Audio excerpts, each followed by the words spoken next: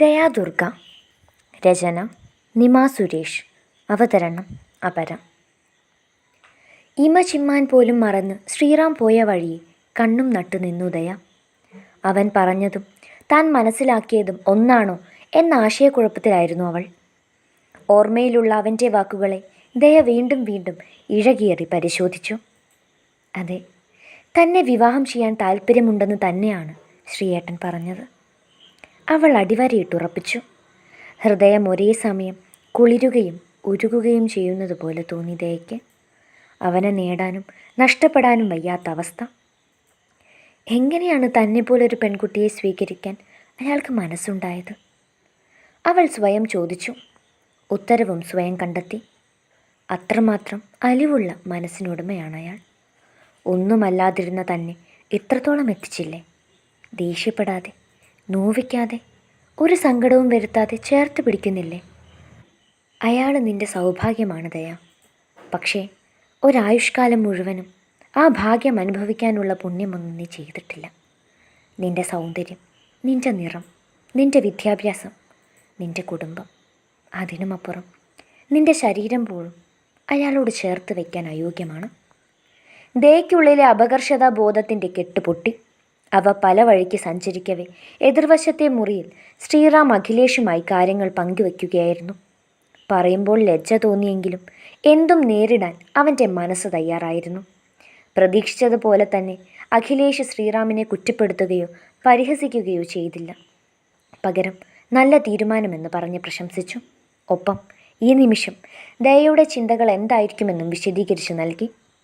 അഖിലേഷുമായുള്ള call അവസാനിപ്പിച്ച നിമിഷം ശ്രീറാം തൻ്റെ മുറിയിലെ കണ്ണാടിക്ക് അഭിമുഖമായി നിന്ന് സ്വയമേ വീക്ഷിച്ചു. ബുദ്ധിമാന്ദ്യം സംഭവിച്ച കണക്കെ അല്പനേരം തൻ്റെ പ്രതിബിംബത്തെ നോക്കി വെറുതെ ചിരിച്ചവൻ. പിന്നീട് തൻ്റെ ഇരു കവിളുകളെയും ഒന്ന് തഴുകിയ ശേഷം വളരെ പതിയെ ശ്രീറാം തൻ്റെ നീണ്ടു വളർന്ന മുടിയിഴകളിലൂടെ അലസമായി വിരലുകൾ ചലിപ്പിച്ചു. മുടി വല്ലാണ്ടങ്ങ് വളർന്നു. വെട്ടണോ? വേണ്ട, ഇതാ ഭംഗി. ഇപ്പോൾ 25 തോന്നുള്ളൂ അല്ലേ? ചോദ്യത്തോടെ അവനൊന്ന് കുലുങ്ങിച്ചിരിച്ചു. ഇതെന്തപ്പത് മോനെ ശ്രീറാമേ? നിനക്കേ വയസ്സ് 30. 17കാരനെ പോലെ കോമാളിത്തരം കാണിക്കാതെ പോയി നിൻ്റെ പണി നോക്ക്. സ്വയമേ ഉപദേശം നൽകിയവൻ പിന്നെയും ചിരിച്ചു. എന്തിനോ വേണ്ടി. ശേഷം അരികിലെ കിടക്കയിലേക്ക് മലർന്നങ്ങനെ കിടന്നു. ദുർഗ. ഹൃദയം ഉരുവിടുന്ന നാമം ഒരു മന്ത്രണം പോലെ അവൻ്റെ ചുണ്ടുകളിലൂടെ പുറത്തേക്ക് പ്രവഹിച്ചു. അവളിപ്പോൾ എന്തായിരിക്കും ചിന്തിക്കുന്നുണ്ടാവുക? അഖിലേഷ് പറഞ്ഞതുപോലെ എന്നെപ്പോലൊരു പെണ്ണ് ശ്രീയേട്ടന് ചേരില്ല എന്ന് മനസ്സിനെ പറഞ്ഞ് പഠിപ്പിക്കുന്നുണ്ടാകും.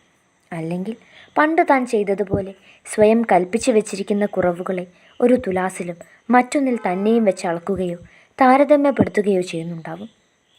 ദയയെ വിവാഹം ചെയ്യണമെന്ന ആവശ്യവുമായി മുത്തച്ഛനും മഹാലക്ഷ്മിയും ശ്രീറാമിനെ സമീപിച്ച സന്ദർഭങ്ങൾ അവൻ്റെ മുന്നിൽ തെളിഞ്ഞു.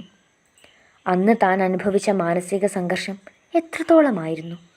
എങ്ങുമെത്താത്തൊരു പെൺകുട്ടി, വെറും 21 വയസ്സ് മാത്രം പ്രായം. എങ്ങനെ അവളെ കൈകാര്യം ചെയ്യുമെന്ന് തനിക്കൊരു പിടിയും ഉണ്ടായിരുന്നില്ല. അവളെ ഒന്ന് തൊടാൻ പോലും ഭയമായിരുന്നു. കാരണം അവൾ അത് ഏത് രീതിയിൽ എടുക്കുമെന്ന് അറിയില്ലായിരുന്നല്ലോ. ആദ്യമായി ദയ എന്ന പെൺകുട്ടിയെക്കുറിച്ച് അറിഞ്ഞ ദിവസം അവൻ ഓർത്തു. റിഹേഴ്സൽ തിരക്കുകൾക്കിടയിൽ നിന്നും ഗോപുവുമായി സംസാരിക്കാൻ ശരണിനെ വിളിച്ച ദിവസം. കട്ട് ചെയ്യാത്ത ഫോൺ കോളിലൂടെ ദയ എന്ന പെൺകുട്ടിയുടെ ജീവിതം അറിഞ്ഞ നിമിഷം. വിറച്ചു പോയിരുന്നു താൻ. 15 വർഷത്തോളം എല്ലാ രീതിയിലും ചൂഷണം ചെയ്യപ്പെട്ടുകൊണ്ടിരിക്കുന്ന പെൺകുട്ടി.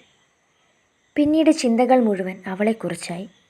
കണ്ടിട്ടില്ലെങ്കിലും മിണ്ടിയിട്ടില്ലെങ്കിലും മനസ്സിൽ അവൾക്കൊരു രൂപമുണ്ടായിരുന്നു. പക്ഷെ ആദ്യമായി അവളെ കണ്ട ദിവസം, തൻ്റെ സങ്കല്പങ്ങളെല്ലാം ചീട്ടുകൊട്ടാരം പോലെ തകർന്നു വീണ ദിനം. താൻ രൂപം നൽകിയതിൽ നിന്നും ഒരുപാട് വ്യത്യസ്തയായിരുന്നു അവൾ. കാഴ്ചയിൽ പോലും പക്വത തോന്നിക്കാത്ത പ്രകൃതം. അന്ന് ചേർത്ത് പിടിക്കുമ്പോൾ തൻ്റെ നെഞ്ചോളമേ അവൾ ഉണ്ടായിരുന്നുള്ളൂ. തൻ്റെ ഒരു കൈക്കുള്ളിൽ ഒതുങ്ങാൻ മാത്രമുള്ള കുഞ്ഞുടൽ. ഒരു കൊച്ചു പെൺകുട്ടി. ജീവനും മാനവും രക്ഷിക്കാനായി അന്നവൾ തനിക്ക് മുന്നിൽ നിന്ന് കൈകൂപ്പി കെഞ്ചി. പിന്നീട് ദിവസങ്ങൾ കൊഴിയുന്നതനുസൃതമായി താൻ മനസ്സിലാക്കിയതിലും ആഴമുണ്ട് അവളുടെ സഹനങ്ങൾക്കെന്ന് ബോധ്യപ്പെട്ടു. കിച്ചുവിന് അവളെ ഇഷ്ടമാണെന്നറിഞ്ഞപ്പോൾ എന്തോ മനസ്സ് നൊന്തു. ആ നോവിൻ്റെ കാരണം അന്നറിയില്ലായിരുന്നെങ്കിലും അവൾക്ക് കിച്ചു ചേരുമെന്ന് അടിയുറച്ച് വിശ്വസിച്ചു. നല്ലതും ചീത്തയും പറഞ്ഞുകൊടുത്ത് താൻ വളർത്തിയവനായതിനാൽ അവളെ അവൻ ഒരിക്കലും വേദനിപ്പിക്കില്ലെന്ന് തോന്നി. പക്ഷെ അവിടെയും പിഴച്ചു. പിന്നീട് എന്തൊക്കെ നടന്നു? സ്വപ്നത്തിൽ പോലും വിചാരിക്കാത്ത രംഗങ്ങളാണ് ജീവിതത്തിൽ അരങ്ങേറിയത്. ഒടുക്കം ഒരു കുടുംബജീവിതത്തെക്കുറിച്ച് ചിന്തിക്കുക പോലും ചെയ്യാത്ത തന്നിൽ ജീവിതത്തിൽ ഒരിക്കലും കണ്ടുമുട്ടാൻ പോലും ഇടയില്ലാതിരുന്നൊരുവൾ പ്രണയം വിതച്ചു. ജാതിയുടെയോ നിറത്തിൻ്റെയോ പ്രായത്തിൻ്റെയോ വിദ്യാഭ്യാസത്തിൻ്റെയോ സോഷ്യൽ സ്റ്റാറ്റസുകളുടെയോ നിബന്ധനകളില്ലാതെ യോഗ്യതകൾ അളക്കാതെ ഇന്ന് അവൾക്കായി താൻ തൻ്റെ ജീവൻ പോലും നൽകാൻ തയ്യാറായി നിൽക്കുന്നു.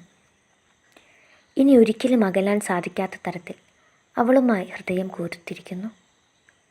ദുർഗ.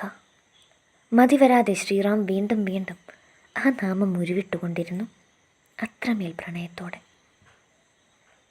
ദിവസങ്ങൾ കൊഴിഞ്ഞുകൊണ്ടിരിക്കെ ദയയിൽ പിന്നെയും മാറ്റങ്ങൾ ഉടലെടുത്തു. ശ്രീറാമുമായുള്ള അവളുടെ അടുപ്പം നന്നേ കുറഞ്ഞു. മനഃപൂർവ്വമായിരുന്നു ആ പ്രവൃത്തി. അവനിൽ നിന്നും അകലാനുള്ള അവളുടെ പാഴ്ശ്രമം. ശ്രീറാം വീട്ടിലുള്ള സമയങ്ങളിലെല്ലാം അവൾ വരകളിലേർപ്പെടും. ദയയെ ശല്യം ചെയ്യേണ്ടെന്ന് കരുതി അവനും അവൾക്കരികിലേക്ക് പോവില്ല. ദയ വരച്ചു തീർക്കുന്ന ചിത്രങ്ങളെല്ലാം തൻ്റെ ഫോൺ ക്യാമറയിൽ പകർത്താനാണ് പിന്നീട് ശ്രീറാം അവളുടെ മുറിയിലേക്ക് കടക്കുന്നത്. അവൻ വരുന്നത് കണ്ടാൽ അവൾ താഴേക്കൊരോട്ടമാണ്. തൻ്റെ പ്രണയം ഒരു വിധത്തിലും അവളിൽ സമ്മർദ്ദം ചെലുത്തരുതെന്ന് അവന് നിർബന്ധമുള്ളതിനാലാകണം ആ ഒളിച്ചുകളി ശ്രീറാമും ആസ്വദിച്ചിരുന്നു. ഈയുള്ള ദിവസങ്ങളിൽ ഉദയനും ശേഖരനും മഹാലക്ഷ്മിയുമായി അവൾ കൂടുതലടുത്തു. സംസാരവും തുടങ്ങി, അല്പം കുറുമ്പുകളും. എന്നോ നഷ്ടപ്പെട്ട ബാല്യം അവൾ പോലും അറിയാതെ അവരിലൂടെ തിരിച്ചു പിടിക്കാൻ ശ്രമിക്കുകയായിരുന്നു ദയയുടെ ഉൾമനസ്സ്. എല്ലാത്തിനും കൂട്ടായി, തണലായി, കരുതലായി ആ വീട്ടിലെ ഓരോ അംഗങ്ങളും അവൾക്ക് ചുറ്റിലുമുണ്ടായിരുന്നു. അന്നൊരു ചൊവ്വാഴ്ചയായിരുന്നു. ശ്രീറാമിന് റെക്കോർഡിംഗ് ഉള്ളതിനാൽ അവൻ അത് രാവിലെ പോയി. എപ്പോഴത്തെയും പോലെ ആ വീട് മുഴുവൻ കറങ്ങി നടന്നും ചിത്രങ്ങൾ വരച്ചും ദയ ഉച്ചവരെ സമയം തള്ളി നീക്കി. പിന്നീട് ശ്രീറാമിനായുള്ള കാത്തിരിപ്പായി. അവനോട് മിണ്ടിയില്ലെങ്കിലും അവനില്ലായ്മ അവൾക്ക് വല്ലാത്ത ശൂന്യതയാണ്. ഒന്ന് കണ്ടാൽ മതി, ഒരു നോക്ക്, അതിനുമപ്പുറം അവൻ്റെ സാന്നിധ്യം അരികിൽ എവിടെയോ ഉണ്ടെന്നുള്ള ഉറപ്പ്. അതിൽ കൂടുതലൊന്നും ആ പെണ്ണ് ആഗ്രഹിച്ചിരുന്നില്ല. പതിവ് പോലെ ദയ തൻ്റെ മുറിയിലെ ബാൽക്കണിയിലേക്ക് ഇറങ്ങി നിന്നു. റോഡിലേക്ക് കണ്ണും നട്ട് നിൽക്കുമ്പോഴാണ് ശരണിൻ്റെ കാർ ഗേറ്റ് കടന്നു വരുന്നത് അവൾ കണ്ടത്. ഒരു മാസത്തോളമായി ശരൺ ഇവിടെ ഇല്ലായിരുന്നു. ബിസിനസ് ആവശ്യങ്ങൾക്കായി എവിടെയോ പോയതായിരുന്നു അവൻ. കാറിൽ നിന്നിറങ്ങിയ ശരണിനൊപ്പം ഗോപികയും ഉണ്ടായിരുന്നു. ദയയുടെ കണ്ണുകൾ വിടർന്നു, ചുണ്ടിൽ പുഞ്ചിരിയൂറി. ഒട്ടും സമയം പാഴാക്കാതെ അവൾ താഴേക്കോടി. ഗോപികയെ കണ്ടിട്ടും ഒരുപാട് നാളായി. ശരൺ പോയതിന് ശേഷം ഗോപികയും അവിടേക്ക് വന്നിട്ടില്ലെന്ന് ദയ ഓർത്തു. മഹാലക്ഷ്മിയും ശ്രീറാമും വിളിക്കുമ്പോൾ ഓരോ കാരണങ്ങൾ പറഞ്ഞവൾ ഒഴിഞ്ഞു മാറും. ഗോപികയെ തൊട്ടും തലോടിയും പരിഭവം പറയുന്ന മഹാലക്ഷ്മിയെ കണ്ടുകൊണ്ടാണ് ദയ ഉമ്മറത്തേക്ക് എത്തിയത്.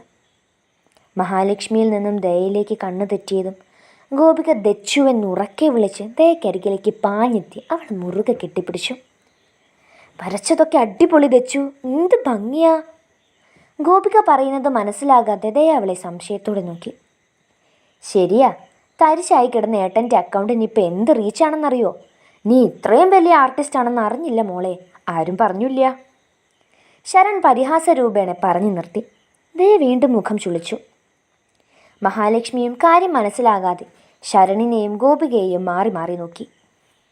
എൻ്റെ അമ്മേ, ഈ നിൽക്കുന്നത് ചില്ലറ പുള്ളിയൊന്നുമല്ല, നല്ല അസ്സലായി വരയ്ക്കും. ദച്ചു വരയ്ക്കുന്ന ഓരോ പെയിൻറ്റിങ്സും ഏട്ടനൊപ്പം ഏട്ടൻ്റെ സോഷ്യൽ മീഡിയ പേജുകളിലൂടെ ഷെയർ ചെയ്യുന്നുണ്ട്. Work done by my most favourite person. എല്ലാ പോസ്റ്റിൻ്റെ താഴെയും ഇതാ ക്യാപ്ഷൻ. ഇപ്പം എല്ലാവരും ഏട്ടൻ്റെ ആ പേരും മുഖവും ഇല്ലാത്ത മോസ്റ്റ് ഫേവറേറ്റ് ആരാ എന്നുള്ള അന്വേഷണത്തിലാണ്. ശരൺ ചിരിയോടെ പറഞ്ഞപ്പോൾ അവനൊപ്പം മഹാലക്ഷ്മിയും പുഞ്ചിരിച്ചു. പക്ഷേ ദയ അപ്പോഴും ആശയക്കുഴപ്പത്തിലായിരുന്നു. അവർ പറഞ്ഞത് എന്തൊക്കെയാണെന്ന് അവൾക്ക് ആ നിമിഷവും ബോധ്യപ്പെട്ടിരുന്നില്ല. അതൊക്കെ പോട്ടെ, ഈ വരുന്ന വെള്ളിയാഴ്ച ഏട്ടൻ്റെ ബർത്ത്ഡേ ആണ്, നമുക്ക് തകർക്കണം, ഗോപു ആവേശപൂർവ്വം പറഞ്ഞു. അവൻ ഇതൊന്നും സമ്മതിക്കില്ല മക്കളെ, നിങ്ങൾക്കറിയാലോ അവൻ്റെ സ്വഭാവം, വെറുതെ ഓരോന്നും മോഹിക്കണ്ട. മഹാലക്ഷ്മി ഗോപികയെ സ്നേഹപൂർവ്വം വിലക്കി.